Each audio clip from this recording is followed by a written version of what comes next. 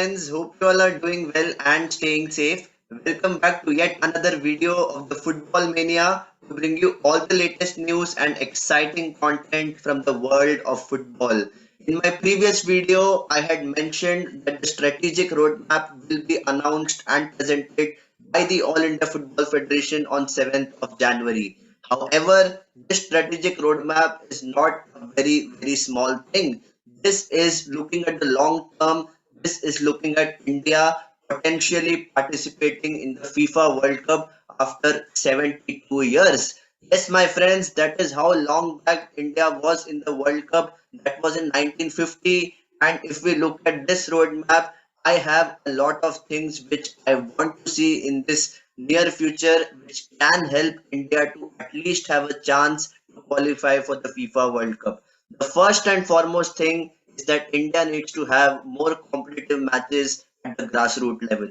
Be it West Bengal, be it Uttarakhand, be it Goa, be it Tripura or even Rajasthan, each and every state association should make sure that at the grassroots level, each and every age group starting from under 13s, under 15s, and under 17s for both boys and girls has 60 competitive matches. Yes, my friends, there is a standard which has been set by world football. Even if you look at FIFA, they have done research on this subject where grassroots development is the core of building any football pyramid. And if you have 60 competitive matches throughout the year, that would ensure that each and every player who at least likes the game is getting a chance to expose their talent. And there is no better opportunity than having the youth leagues in place. AIFF does have these under 13, 15, and 18 youth leagues. However, it is time for us to actually build the base, ensure that the strong foundation is set up, more and more academies get integrated with world-class coaching, and there comes the result. You would have more competitive matches, and everyone would be really optimistic about the future. Once you have ensured that, now you need to ensure that there is a progressive pathway. And how can that happen? That can happen only when you have regional scouts who are qualified enough to pick out and nurture that young talent and give them a pathway. And for that, you require football agencies, you require scouts who would facilitate that talent come to the next level, and the agent would make sure that the young player is reaching the semi-professional level, at least playing at a level where he would get more and more competitive exposure. This can also mean that a lot of Indian players go abroad, especially in Europe. If you look at countries like Poland and even Serbia, they have even fourth division leagues where players can get exposure at least for maybe say 4 months or 6 months. They can come back to India with that experience and ensure that they have a pathway to build. And definitely, India is, no small country. We know that 1.3 billion is the population, and there are loads of football fans who would be supporting you as a football player. And for doing that, the fans also need to be engaged in the right way. The strategic roadmap is not just about focusing on players, it's also about focusing on the fans. And if you have to do that, you have to ensure that you give the clubs an incentive so that they can engage the community and they can build a very large fan base. And that can happen only through creative ideas. You have more football professionals into the industry who know how to engage the fans in creative ways. That would only popularize the game, and that is going to make sure that even a granny at home or even a 5-year-old kid at home is really integrated and inclined towards watching football. And that is going to be the key, my friends, because we as football fans are the core of any football community. And if we don't rise to the occasion, you cannot expect the players to put on a performance on the pitch. We saw Sunil Chetri in Twitter maybe 4 or 5 years back ranting, and he was actually pleading about how he wants to see fans come into the stadium and support the players. And that was more out of desperation because the Indian team actually required that kind of support.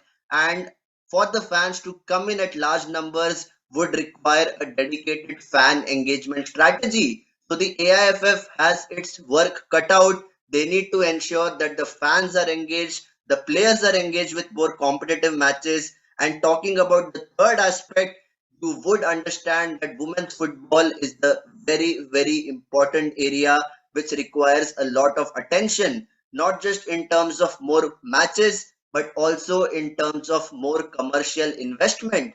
This is where big global brands, including sports tech firms, need to come into the fore and ensure that they are pumping in money. There are so many big business houses all over the world, and everybody knows that India is the future market for any kind of investment, and definitely there is going to be a huge return on investment. And women's football is still in a nascent stage. We have an IWL league which is only having, let's say, maximum 12 teams, and what can happen with that 12 teams if we don't have a promotion and relegation system? There is no proper structure at the moment. There is only a national state football championship which is happening for women, and that is merely not enough.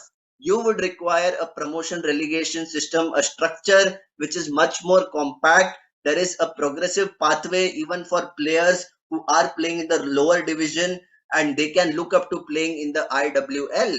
And more often than not, in India, there is a stereotype that football is only for men. No, that is not the case. You look at any other developed nation in terms of football, they have a lot of exposure given to women and equally for men. And definitely in terms of the pay scale as well, I would like to focus on the fact that women's football is nothing less than men's football. Both the genders have to be given equal importance, and that is how any football community can flourish. And at the moment, women's football requires more attention because it requires more number of brands which are integrated into the game.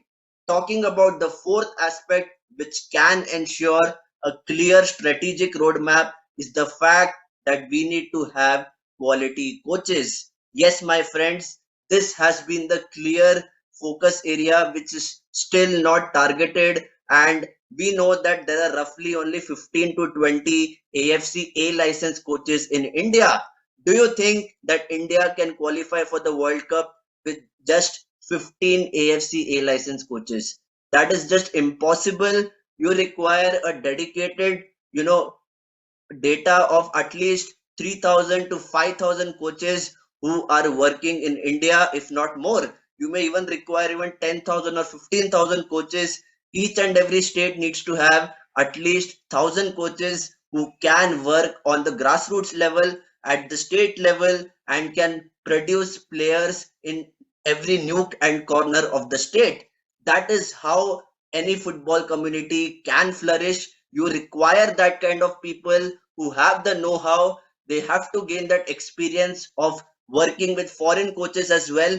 You require to work in different environments, and you being a local coach know the local scenario, you know the mindset of the players, and you are the best person to get the best out of that local player. So once again, I would say that coaching has to be the priority. The AIFF needs to make sure that coaching education goes hand in hand with coaching development.